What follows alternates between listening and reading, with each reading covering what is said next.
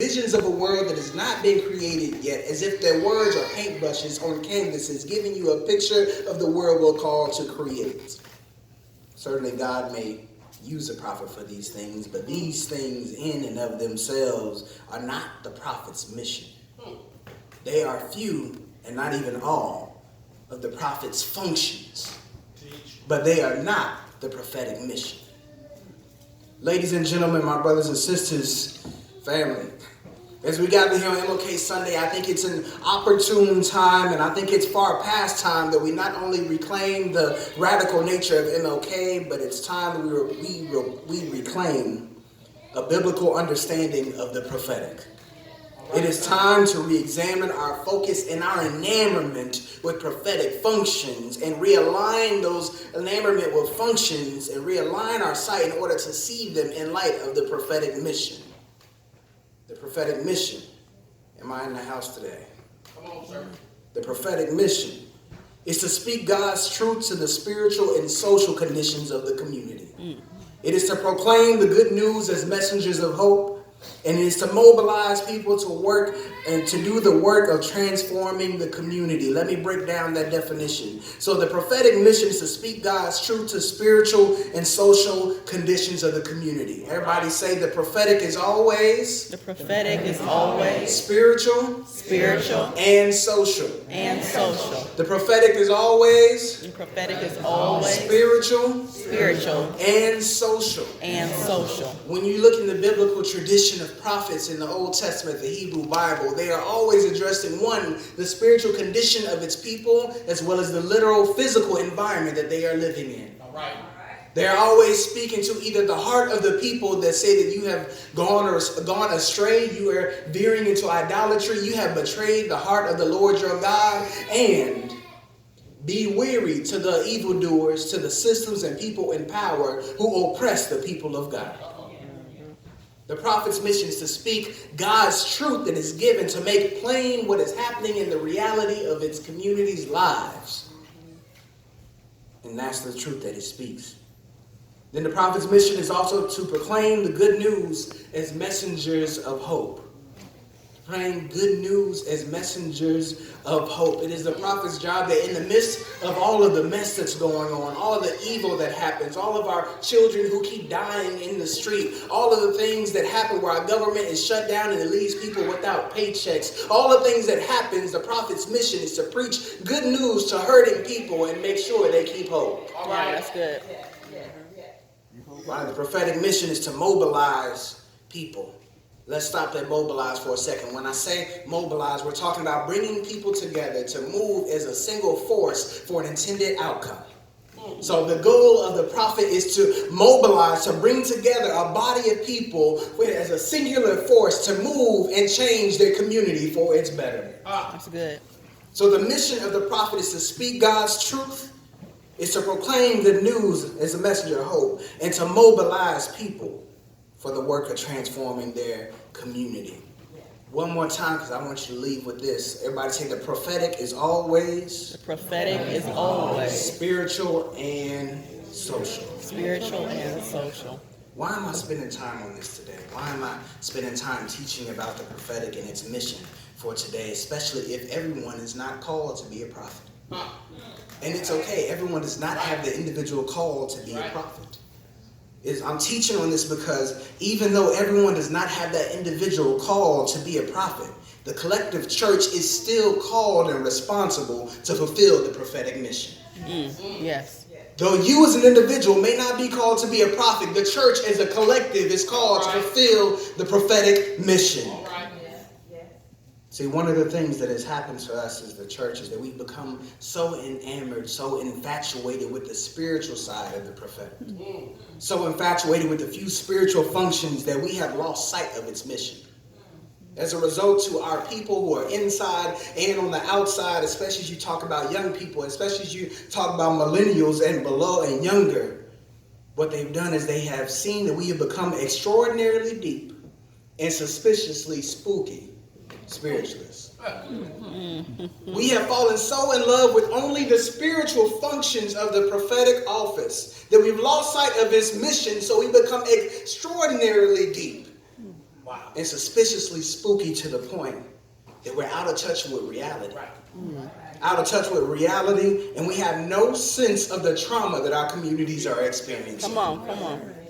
So then the church becomes a narcotics dealer. It serves Jesus as your drug of hope. It just makes us feel good, and it numbs the pain on a weekly basis.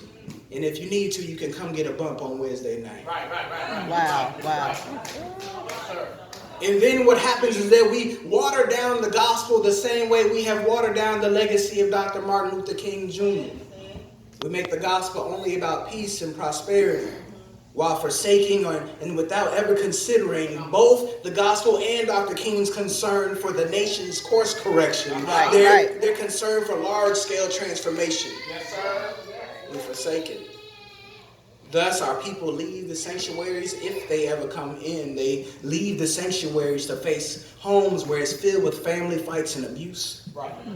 They go to neighborhoods threatened by crimes and violence. They go to regions where the housing burden is so great that millennials who have whole degrees, who have master's degrees, can't move out of their mama house till they're 30 or they're married. Whichever one comes first, and if it happens then.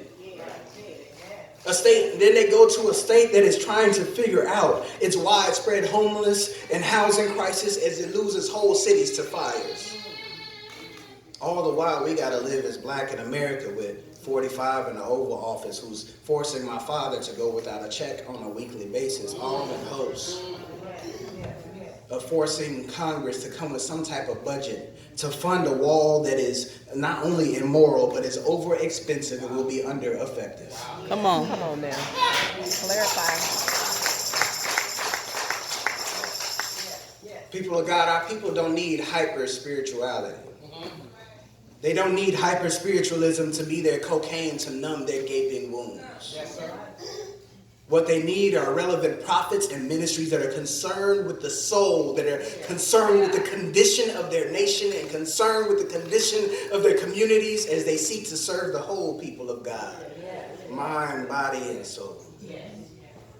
This is why I find our text in the person of MLK so important for us today. This is why it's so vivid, because together I think Isaiah and Martin help us answer our most relevant question.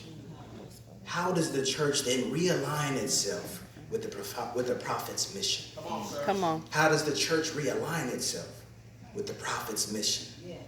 Well, I gotta say I'm glad you asked. As I think about this text and I reflect on what I know about the life of Dr. King, one of the first things I see is that we must begin with owning our calling. We must begin with owning our calling. I'm in verse 1. It says, "The Spirit of the Lord is upon me, because the Lord has anointed me. He has sent me to bring good news." Just before walking into 2019, there's a commitment that I made to myself. It wasn't a resolution, it was a commitment. All right, sir. And I realized that in the waning days of the year, maybe it was day 362. And as I sat there at the Freedom Conference, which I believe some of your children attended, I realized I had to make the commitment to myself to allow me to grow up. I had to make the commitment to myself to allow myself to grow up and to be an adult all the way. Because what I recognize is that I was holding on to childish things and correlating them with joy. And I was viewing adulthood as all responsibility and no play. Come on now. So how it manifested in my life was a lack of discipline around my sleep, which meant because sleep and a bedtime was correlated with childhood. Where in adulthood you recognize your sleep schedule is just as important as your work schedule.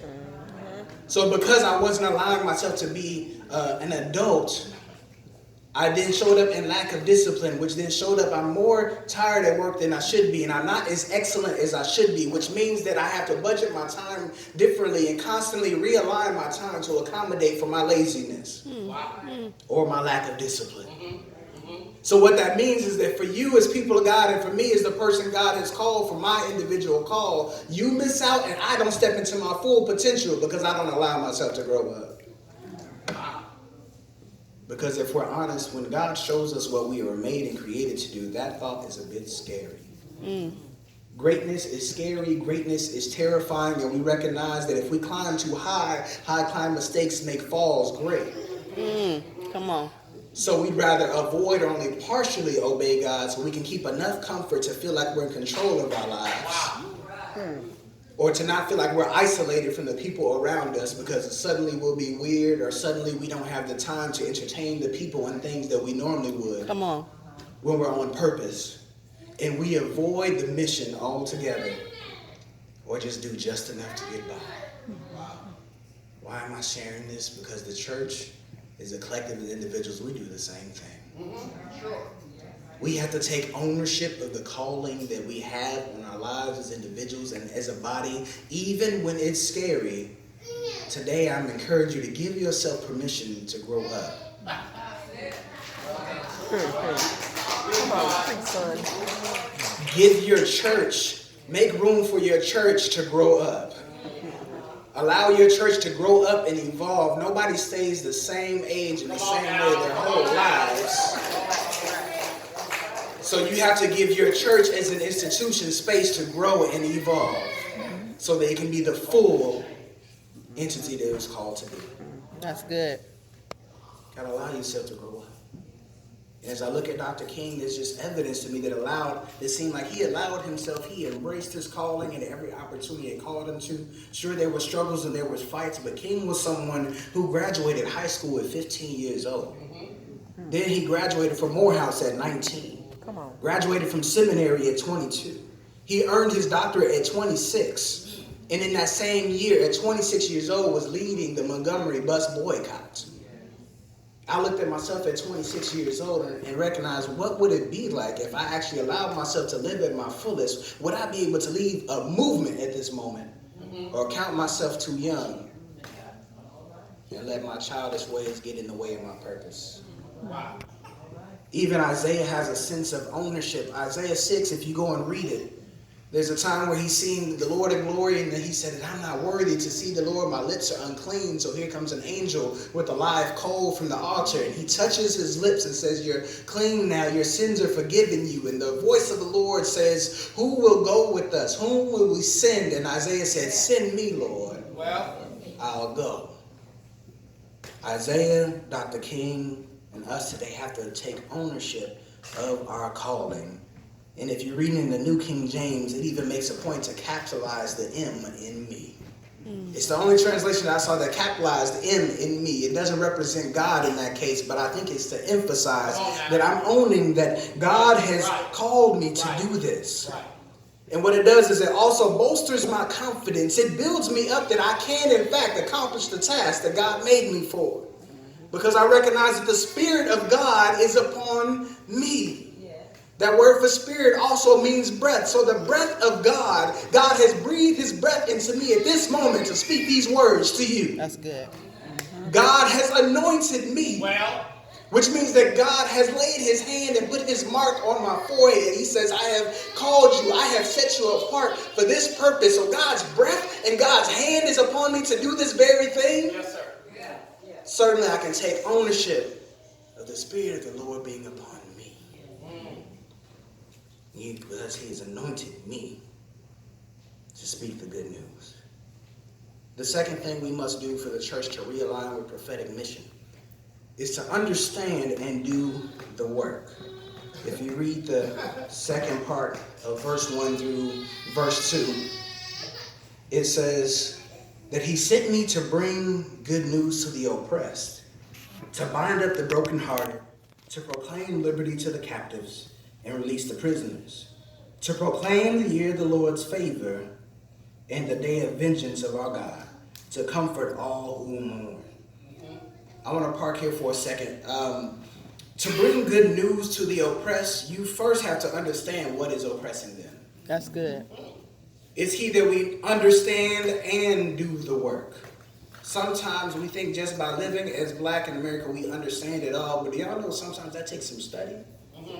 I just read MLK's whole educational history. The man was in school like it was his job until he was 26 years old. Sometimes it requires study. Other times it requires being in a relationship with the people who are most impacted, who might not be you. And they are your greatest teachers. But to bring good news to the oppressed, you have to understand what is actually afflicting them. In this text in Isaiah 61, these are people who have just returned from captivity and exile in Babylon. And to make the parallel so you understand, this is that these people, they were taken violently from their homelands, taken to a foreign land, forced to live under the customs and practices of somebody else. I hope this is sounding familiar. Come on. And then at some point, they liberated from their captivity. And now this is as if we got to actually return from where we were stolen from. It's as if the Native Americans who were forced onto reservations got to return to the land they were forced out of. So as they arrived back at this place, they are a community who has been through some community-wide trauma. And what they are in a period of reconstruction for their whole people. As they're trying to figure out what it means again to be people in their homeland and to be in community with one another. So these people of God are in reconstruction. And it's reconstruction of both brick and mortar because their city was destroyed. And it's also reconstruction of them as a community itself. Because one thing that we should certainly understand is just because your bondage is over, it doesn't mean you're not still captives to the trauma. That's good. Just because your bondage is over, it does not mean you're not still captive to the trauma. That's good. So here in this place, this is the environment that the prophet is speaking. This is the environment that he has lived with and amongst. It's here that he begins to speak the good news to this people. And he is speaking with intimate knowledge of what is needed to heal them. Let me put it this way. Beginning of verse 3, it says, to comfort all who mourn. Let's imagine people are losing their babies in a river. Where their mothers continue to wake up with their babies lost and drowned and trying to figure out what's going on. And eventually, people see that their babies just floating downstream. Babies just floating downstream. And as they go, what they find is the babies aren't falling down in the stream on accident. Right. The babies are being taken and they're being thrown in the stream. So what the prophet does, the prophet has intimate knowledge of the fact that the people are being afflicted by the murder and the deaths of their babies. Right. That their children are being thrown into these rivers. Yeah. And he also has, or she has, insight into how the system works. See, the babies aren't there by accident. And in fact, what the prophet is able to see is that there's a system in place that is stealing these children and placing them in a structure that is barely visible from where you are now. But if you can get upstream a little bit, you can see that there's an apparatus, there's a structure that is built that is dropping these babies in the water on a systemic and a regular pace. So with that insight, then, the prophet sets in motion the plan to change the systems and the structures that are causing people to mourn.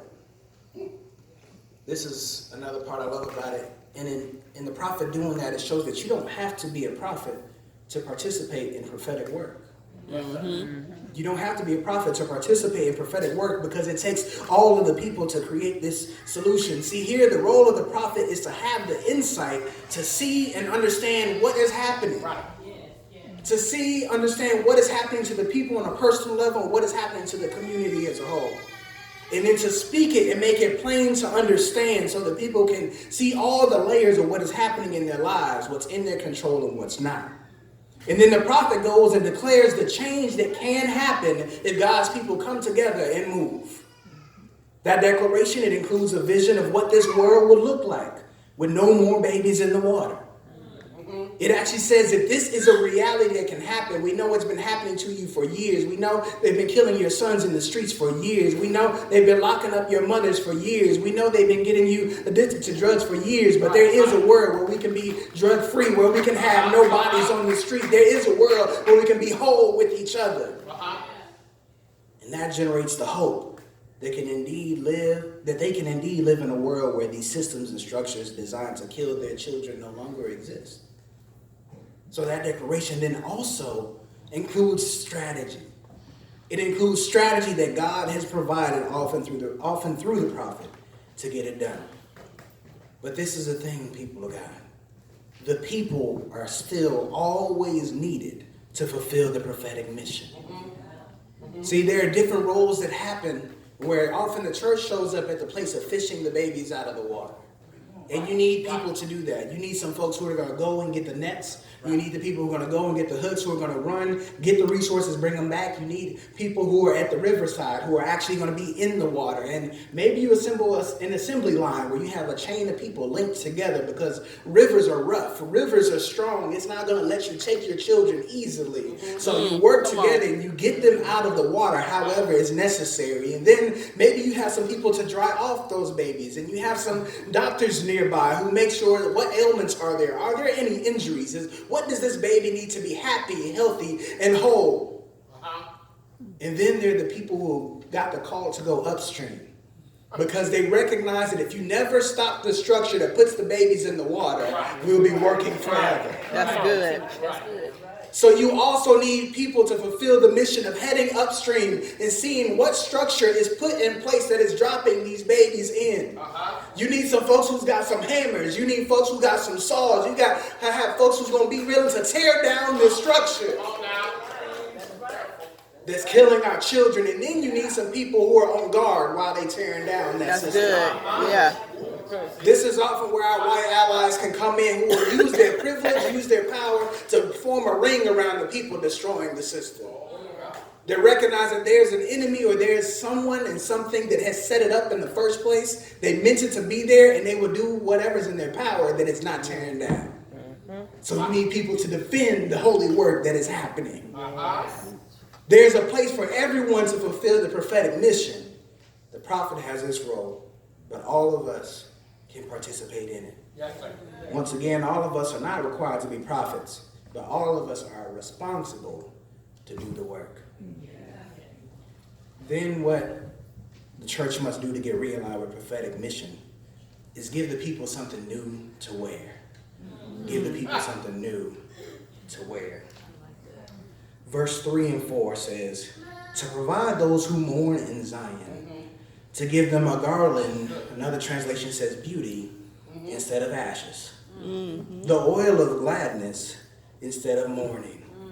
The mantle of praise, that's something you wear. The mantle of praise instead of a faint spirit.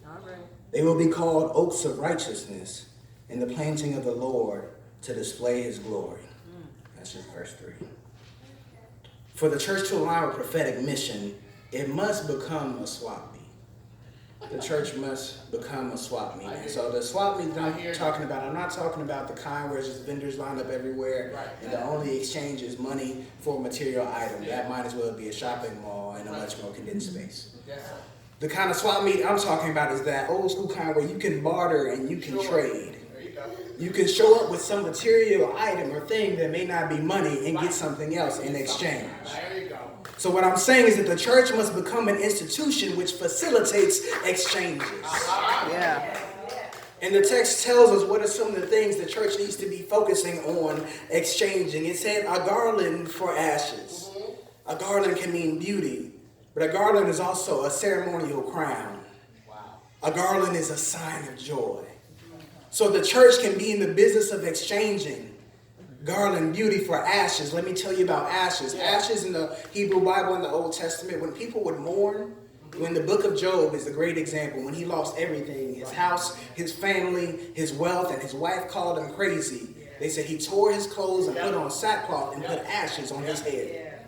So both of them are headwear. One signifies joy and beauty, and the other signifies grief and mourning.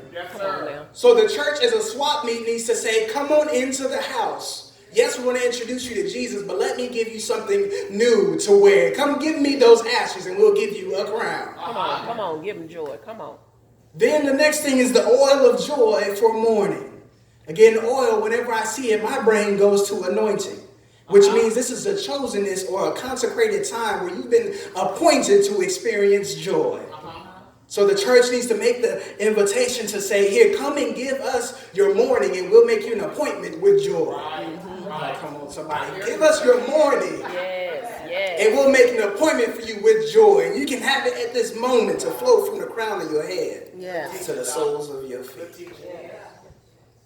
Then there's the garments of praise for a faint spirit. Other translations say a spirit of heaviness.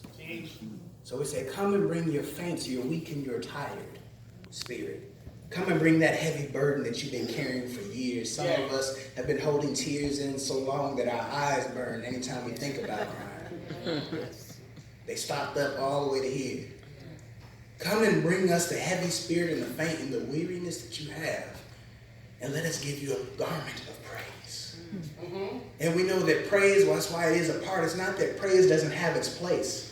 But when you exchange praise for heaviness for praise, what you do is you're able to lift up the spirits of the people because they're able to take their focus off of what's keeping them burdened and put it on the one who's going to make the way out. That's good. That's good.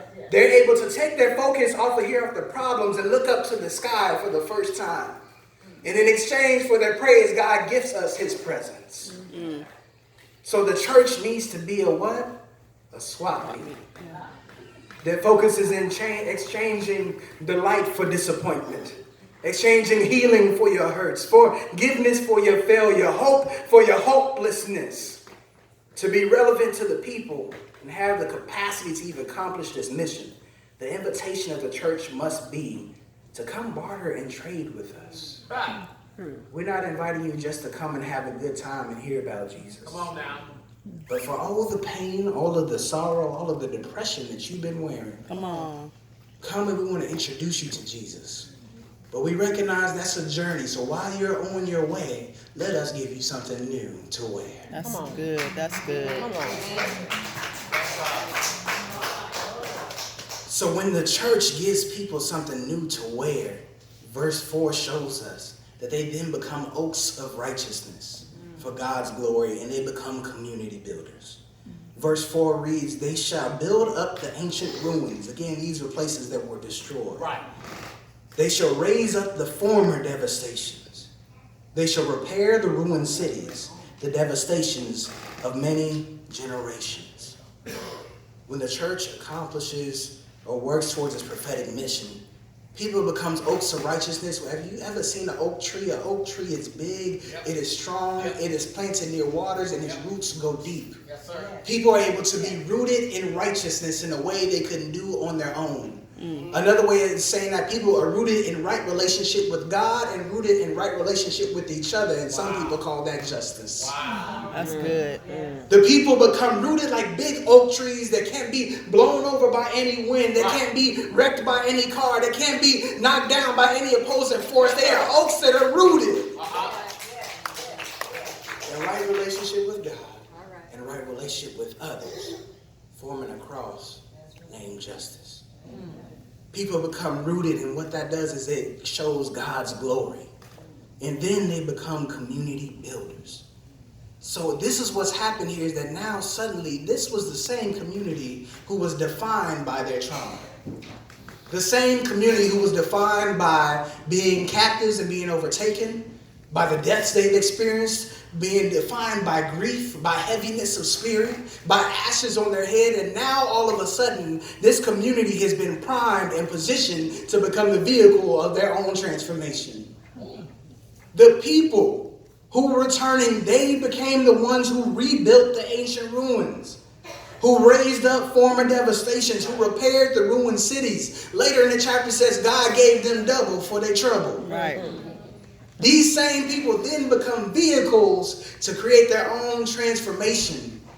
And when that transformation comes to pass, that's when the prophetic mission is accomplished.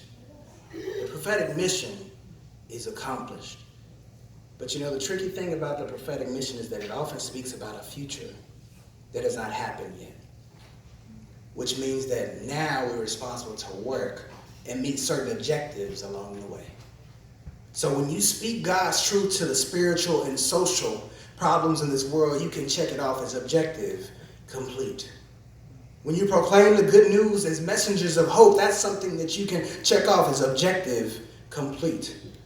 When God says, my people have come to a place of repentance and now they're in right relationship with me, that's an objective complete. When people are mobilized to work for transforming their communities, that's objective complete. Good. When the church stands in the strength of its moral voice and authority that God gave us and say that this is wrong, that this is evil, you cannot create refugees like they are criminals, like they are rapists, like they are less than human. God says otherwise. Objective, complete. Yeah. When you say people of God, we have to stop turning to our idols of sex, of money, of drugs. That's objective, complete. To say, come back and be in right relationship with God who will give you forgiveness for your failures. That's objective, complete.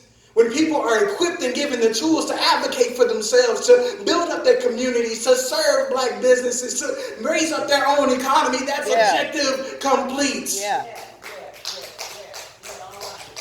Until that world comes, we've got to work to complete every objective God gives us. Until the day he looks at his church and says, mission accomplished. Well done, my good and faithful servants. Because though all of you were not created to be prophets, the collective church together were to accomplish the prophetic mission. Amen. Amen.